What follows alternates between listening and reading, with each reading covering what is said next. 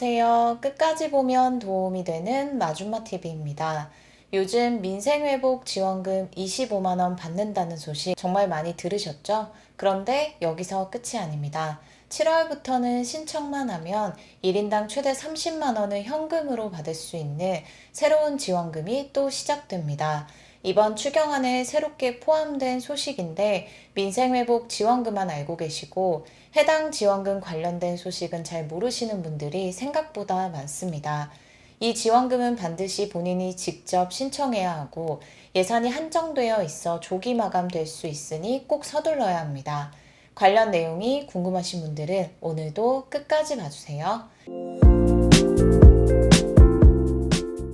올해 정부가 내놓은 가장 큰 정책 중에 하나가 바로 민생회복 지원금입니다. 물가도 오르고 경기도 침체된 상황에서 국민 생활 안정을 위해 전 국민을 대상으로 지급하는 대규모 지원금입니다. 이번 민생회복 지원금은 전 국민을 기본 대상으로 하되 소득 수준에 따라 4단계로 나눠 차등 지급하는 방식입니다. 기초생활수급자 1인당 50만 원, 차상위 계층 한부모 가정 1인당 40만 원, 일반 국민 1인당 25만 원, 소득 상위 10% 1인당 15만 원 지급합니다. 예를 들어 4인 가구가 모두 기초생활 수급자라면 최대 200만 원을 받을 수 있고 일반 4인 가구는 100만 원, 상위 10% 4인 가구는 60만 원을 받게 됩니다. 소득 상위 10%는 현재까지 논의된 기준에 따르면 직장 가입자는 월 건강보험료가 약 40에서 45만 원 이상, 지역 가입자는 45에서 50만 원 이상이면 상위 10%에 들어갈 가능성이 높습니다. 여기에 재산세, 부동산 보유 현황 등도 참고해 건강보험료, 소득 재산, 금융자산 등을 종합적으로 확인해 최종 선별할 예정입니다. 지급 방식은 현금이 아니라 지역사랑 상품권, 선불카드, 신용체크카드 포인트 등 소비를 촉진할 수 있는 형태로 지급합니다. 기본적으로는 지역 내에서 쓸 수 있는 지역화폐 중심입니다. 지급 시기는 7월 중순부터 8월 중순 사이로 예상되고 국회 예산 심사와 집행 일정에 따라 변동될 수 있습니다. 구체적으로는 정부가 6월 19일 국무회의에서 추경안을 의결해 6월 23일 국회에 제출했습니다. 국회는 6월 23일부터 상임위원회별 심사를 시작하고 6월 28일부터 29일 전체 회의에서 종합정책 질의를 실시합니다.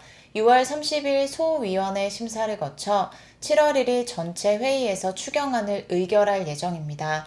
다만 여야 간 원구성 협상 등이 지연될 경우 일정이 늦어질 수도 있습니다. 7월 4일 이전 통과를 목표로 하고 있으며 추경안이 국회를 통과하면 2주 이내에 민생지원금 지급이 시작될 수 있다고 하니 참고하시길 바랍니다. 여기서 끝이 아닙니다. 7월부터는 민생회복 지원금과는 완전히 별도로 전 국민 누구나 소득과 상관없이 신청만 하면 받을 수 있는 또 다른 지원금이 시작됩니다. 이 지원금은 신청만 하면 내 명의 통장에 현금으로 바로 입금됩니다. 민생회복 지원금은 지역화폐, 선불카드, 카드포인트 등 현금성이긴 해도 실제로는 소비만 가능한 방식이지만 이 지원 사업은 반드시 현금으로 본인 계좌로 직접 지급됩니다. 대한민국 국민 누구나 소득과 나이 상관없이 최대 30만 원까지 지급합니다. 이번 추경안에 3,261억 원의 예산이 새롭게 편성되었고 예산이 소진되면 바로 마감됩니다. 이 지원 사업은 내수 경제 활성화 등을 목적으로 도입되었습니다. 오늘 본격적인 내용을 소개하기 전에 먼저 현재 정부에서 시행 중인 또 다른 지원 사업을 살펴보겠습니다. 혹시 가구당 최대 30만 원까지 받을 수 있고 현금으로 계좌에 바로 입금되는 정부 지원 제도가 이미 시행 중이라는 사실 알고 계셨나요? 이 제도는 국민 모두가 대상이 아니라 특정 조건을 갖춘 가구만 신청할 수 있습니다. 7월부터 새롭게 시행되는 제도와 다른 점이 바로 이것입니다. 즉 7월에 시작되는 제도는 특정 가구가 아니라 전 국민 누구나 신청이 가능하다는 점이 현재 시행 중인 제도와 완전히 다릅니다. 이 사업은 주로 복지 할인 대상 가구, 즉 기초생활수급자, 차상위 계층, 다자녀 가구, 장애인 가구 등 사회적 취약계층을 지원하기 위해 마련된 정책입니다. 지원 금액은 가구당 최대 30만 원까지이며 구매한 고효율 가전제품에 대해 구매 비용의 일정 비율을 환급받을 수 있습니다. 환급은 현금으로 본인 명의 계좌에 입금되며 구매 영수증, 효율 등급 라벨, 제품 일련 번호 등 증빙 자료를 제출해야만 받을 수 있습니다. 이 제도는 소비자들이 에너지 효율이 높은 가전제품을 구매하도록 유도해 에너지 절감과 환경 보호에도 기여하고 있습니다. 이 제도는 바로 한전 고효율 가전제품 구매 비용 지원 사업입니다. 한국전력공사에서 운영하며 복지 할인 가구만 신청할 수 있다는 점이 특징입니다. 그런데 7월부터 또 다른 지원 제도가 시작됩니다. 이번에는 전 국민 누구나 소득과 상관없이 신청하면 받을 수 있는 새로운 환급금 제도가 시작됩니다. 이번에 새롭게 시행되는 고효율 가전제품 구매 비용 환급 사업은 내수경제 활성화와 전력 소비 저감을 유도하기 위해 3,261억 원의 예산이 투입된 정책입니다. 에너지 효율 등급제가 적용된 11개 품목, 냉장고, 에어컨, 세탁기, 전기밥솥, TV 등을 대상으로 하며 2020년에는 3천억 원 예산으로 221만 명이 지원받은 바 있습니다. 7월부터 본격적으로 신청을 받아 지원이 시작됩니다. 현재 시행 중인 한전 고효율 가전제품 지원 사업은 기초생활수급자, 차상위 계층, 다자녀, 장애인 가구 등 사회적 취약계층만 신청할 수 있습니다. 지원 비율은 15에서 30%까지로 가구당 최대 30만 원까지 환급받을 수 있습니다.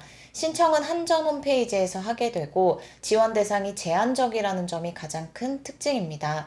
반면 7월부터 시작되는 2025년 추경 환급 사업은 대한민국 국민이라면 누구나 소득이나 세대의 연령에 상관없이 고효율 가전을 구입하고 신청만 하면 최대 30만 원까지 구매비의 10%를 환급받을 수 있습니다. 신청은 정부가 7월부터 새롭게 마련하는 환급 지원 사이트에서 하게 되고 이 사업의 목적은 내수 진작과 에너지 절감에 있습니다.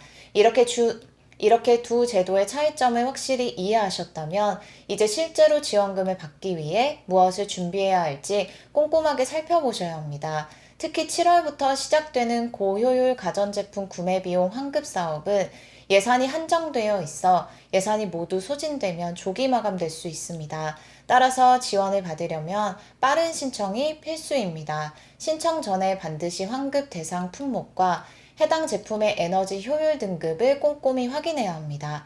구매 영수증, 에너지 효율 등급 라벨, 제품 일련 번호 등 증빙 서류를 잘 챙겨두는 것도 매우 중요합니다.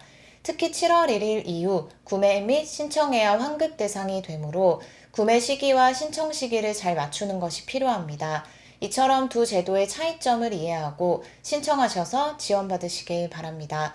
오늘 영상에서는 민생회복 지원금과 7월부터 시작되는 지원 사업, 그리고 현재 시행 중인 지원 사업까지 알아봤습니다.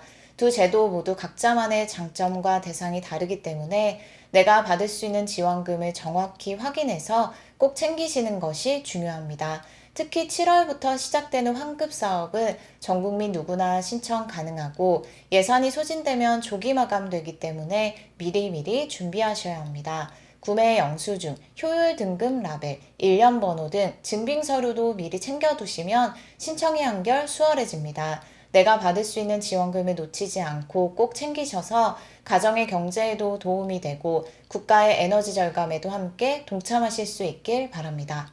오늘 영상도 끝까지 봐주셔서 정말 감사합니다. 구독과 좋아요, 알림 설정 꼭 부탁드립니다. 감사합니다.